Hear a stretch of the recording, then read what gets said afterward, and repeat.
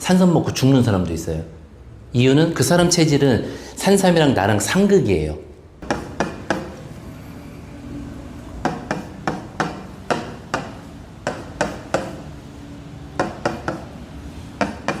저는 일단 대체학적인 관점에서 보기 때문에 체질의 관점에서 한번 보면은요, 본인 같은 경우에 지금 금체질에 해당이 되고요. 여기에 또 세컨드로는 지금 얘도 마찬가지로 이제 과잉이 되어 있거든요. 그래서 금체질 같은 경우는 내장기 관점에서 봤을 때 폐가 과잉이 됐다는 거예요. 그러니까 폐 대장이 옛날부터 지금까지 놓고 봤을 때 조금 얘가 현대학에서 보면 항진 저하라고 하면 항진증을 갖고 있어요.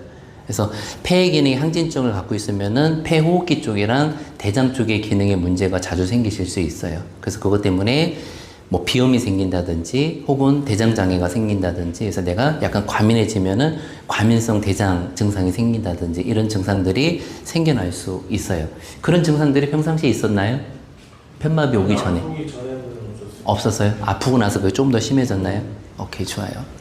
양약을 많이 먹어서 그런 건지 양약은 무슨 병원약? 병원약을 많이 있어서 그거보다도 지금 한쪽에는 아이가 편마비가 되어 있으니까요. 지금 얘랑 연결되어 있는 팔이랑 연결되어 있는 근골격계가 움직이면은 늑골도 움직이고 폐도 같이 운동이 돼요.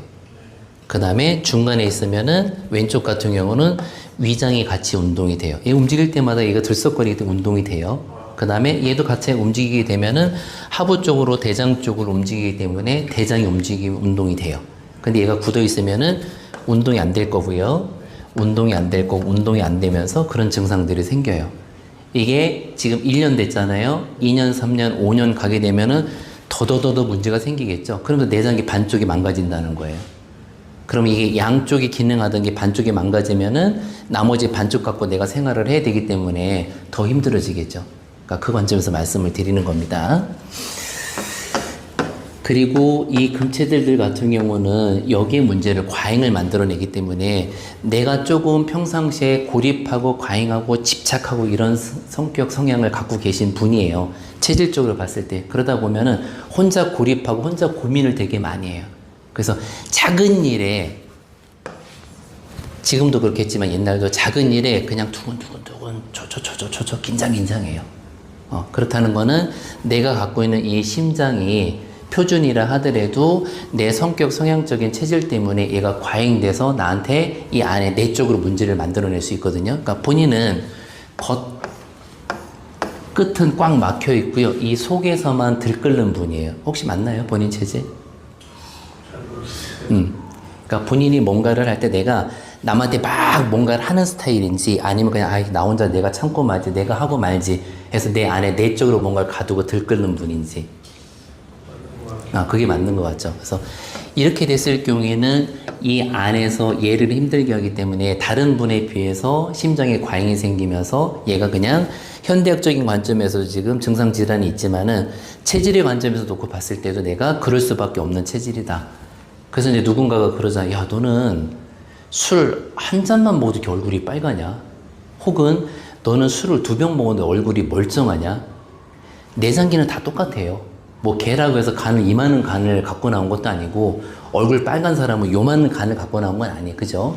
기능적으로 봤을 때 체질이 나한테 알코올을 잘 받는 체질들 같은 경우는 2병, 3병 먹어도 멀쩡한 거고 건강하고 근육도 많은데 술 한 잔도 못 먹는 사람도 있어요. 그런 사람은 체질로 봤을 때 걔가 상극이기 때문에 그런 거거든요. 그러니까 이 관점에서 한약 관점이랑 똑같은 거예요. 여기에서 내가 천마라는 거는 마 자체가 갖고 있는 기능, 땅속에 있는 기능을 갖고 있는 아이잖아요. 이 천마가 갖고 있는 기능이 뭐 몸에 기혈을 어혈을 뚫어주고 혈액순환을 잘 만들어주고 몸에 기를 보완을 해주고 그런 것 때문에 내가 막혀있는 뭔가가 개선이 되면서 기능이 좋아진다는 관점이 된다고 봤을 때 체질로 보면은 이 금은 흰색의 기운을 갖고 있어요. 그 다음에 화는 붉은색의 기운을 갖고 있어요. 그럼 나한테 흰색의 기운이 넘치는 사람인데 마 같은 경우는 깎아서 보면 무슨 색깔이에요? 흰색이죠. 그러면 흰색이 이미 지금 높아져 있는 데다가 나한테 흰색을 더 플러스 해주면 어떻게 될까요? 이게 상극이 되는 거예요. 나한테 안 맞는 거.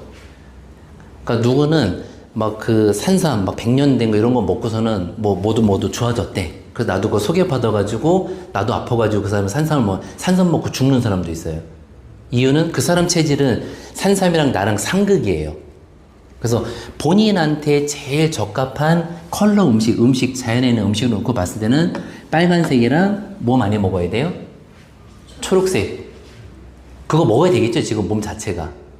빨간색은 뭐예요?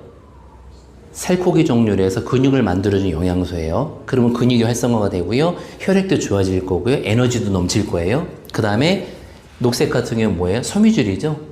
섬유질 자체는 이제 몸에 들어오면 불순물들을 다 제거해서 바깥으로 끌고 나가는 거잖아요.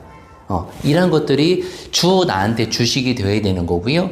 이런 아이들 같은 경우는 나한테 제한해서 들어야 되는 음식인데 모르니까 천마가 좋다면 천마 먹는 거고요. 뭐가 좋다면 뭐를 먹는 거예요. 그러니까 그런 부분들이 식단에 잘 녹아져 있을 때 본인한테 훨씬 더 많이 좋아지고요. 그리고 얘는 지금 맨 끝에 있잖아요.